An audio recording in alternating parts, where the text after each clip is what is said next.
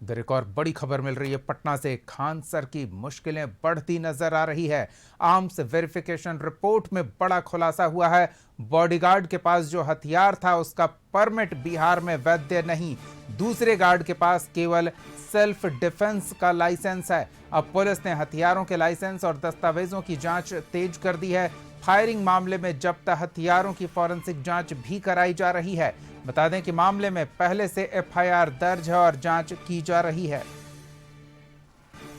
तो जांच के दौरान जो जानकारी मिली है उससे खान सर की मुश्किलें बढ़ सकती है। ब्यूरो चीफ संजय हमारे साथ जुड़े हुए हैं। संजय, खान सर और रोशन आनंद विवाद को लेकर नया मोड़ आता दिख रहा है। जो हथियार खान सर के गार्ड अपने पास रखे हुए थे जिन्हें चलाने की बात सामने आ रही है, उनके दस्तावेजों में गड़बड़ी की बात का खुलासा हो रहा है। क्या जानकारी है आपके पास?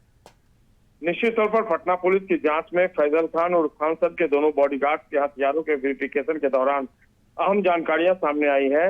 इस दौरान चौंकाने वाला खुलासा भी हुआ है।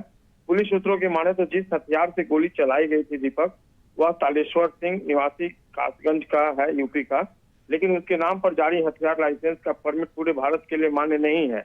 आरोप है कि यूपी से बिहार में हथियार लेकर सुरक्षा ड्यूटी करने के लिए तालेश्वर सिंह के पास वैध अनुमति नहीं थी, फिर भी वह बिहार में बॉडीगार्ड की नौकरी कर रहा था। पुलिस ने फायरिंग में इस्तेमाल किए गए हथियारों और उसके लाइसेंस की जांच के बाद कई बिंदुओं को अपडेट केस डायरी में शामिल किया है। पुलिस सूत्रों की माने तो तालेश्वर सिंह गैर कानूनी तरीके से हथियार लेकर बिहार में बॉडीगार्ड की नौकरी कर रहा था। जांच में यह बात भी सामने आई है कि बिहार में हथियार के साथ नौकरी करने की जानकारी स्थानीय प्रशासन, आर्म्स मजिस्ट्रेट या फिर संबंधित थाने को नहीं दी गई थी, जो कानूनन अपराध माना जाता है।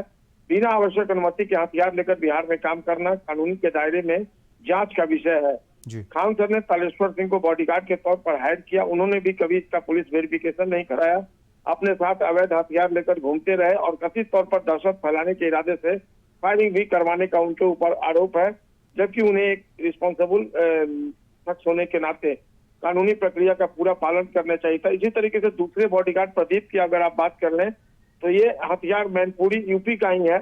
इस हथियार के वेरिफिकेशन के दौरान इस बात की जानकारी सामने आई है कि ऑल ओवर इंडिया परमिट तो है, लेकिन ये प्रदीप के पिता की हत्या के बाद सेल्फ डिफेंस के लिए प्रोवाइड किया गया था, जिसका गलत इस्तेमाल इसने सिक्योरिटी एजेंसी के साथ मिलकर निजी फायदे के लिए किया। यह आर्म्स लाइसेंस के मानकों के अनुरूप नहीं है। पुलिस ने इन तमाम बिंदुओं का जिक्र अपनी अपडेट केस डायरी में की है। फैजल खान मामले में आगे की कार्रवाई को लेकर 30 जून को पटना सिविल कोर्ट में सुनवाई होनी है। इधर 13 जुलाई को खान सर के द्वारा एफआईआर क्वेश्चनिंग के लिए पटना हाईकोर्ट में फाइल याचिका दायर की गई है, जिस पर सुनवाई होगी। कोर्ट ने इस मामले में बड़ी अधिकारियों को तलब किया है। तो निश्चित तौर पर जो फैजल खान और खान सर है वो इस मामले में अब गिरते हुए नजर आ रहे हैं। जी दीपक।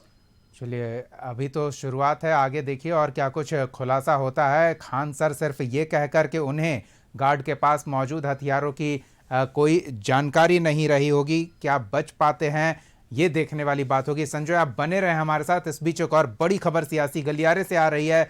भाजपा विधायक नीरज कुमार बबलू का बयान आया है। उन्होंने खान सर को लेकर तल्ख प्रतिक्रिया दी है और कहा कि फायरिंग और अन्य आरोपों से जुड़े मामलों की निष्पक्ष जांच होनी चाहिए और अगर आरोप सही पाए जाते हैं तो कानून के आधार पर उचित कार्रवाई की जानी चाहिए।